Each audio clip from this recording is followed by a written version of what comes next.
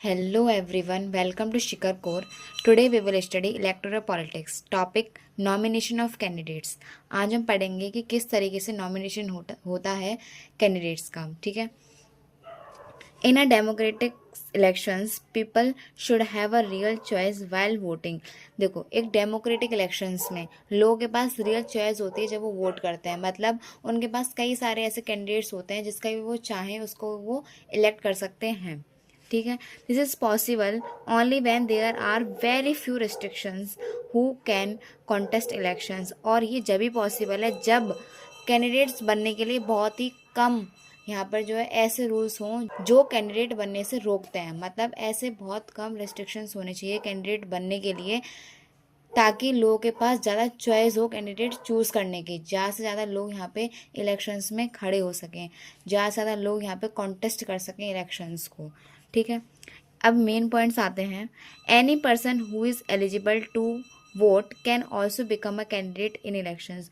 कोई भी पर्सन अगर वो एलिजिबल है वोट देने के लिए तो वो कैंडिडेट भी बन सकता है इलेक्शंस में. मतलब वो खुद भी इलेक्शंस को लड़ सकता है, खुद भी इलेक्शंस में खड़ा हो सकता है. The minimum age to become a candidate is 25 years while the voting age is 18 years. अब देखो, एक कैंडिडेट बनने की जो मिनिमम एज है वो तो 25 ईयर्स है और जो वोट देने की एज है मिनिमम वो 18 ईयर्स है. ठीक है. Some restrictions are placed on criminals but only in extreme cases. और कुछ ऐसे रेस्ट्रिक्शन, कुछ ऐसे रूल्स जो कैंडिडेट बनने से रोकते हैं कुछ लोगों को, वो लगाए गए हैं ऐसे लोगों पर जिन पर कोई ऐसे क्रिमिनल केसेस चल रहा है, एक्सट्रीम केसेस चल रहा है जिन लोगों के ऊपर, उनको यहाँ पे कैंडिडेट्स बनने से रोका जाता है. Political parties choose and nominate their leaders. जो पॉलिटिकल पार्टीज़ होती हैं वो अपने कैंडिडेट्स को चूज़ भी करती हैं और उनको नॉमिनेट भी करती हैं. ठीक है. The candidate selected by a party gets the party symbol and support. और जो भी कैंडिडेट सेलेक्ट होता है एक पार्टी के द्वारा उसको पार्टी का सिंबल भी मिलता है और उसको पार्टी की सपोर्ट भी मिलती है. And this is called a party ticket. और उसको क्या बोला जाता है? Party ticket.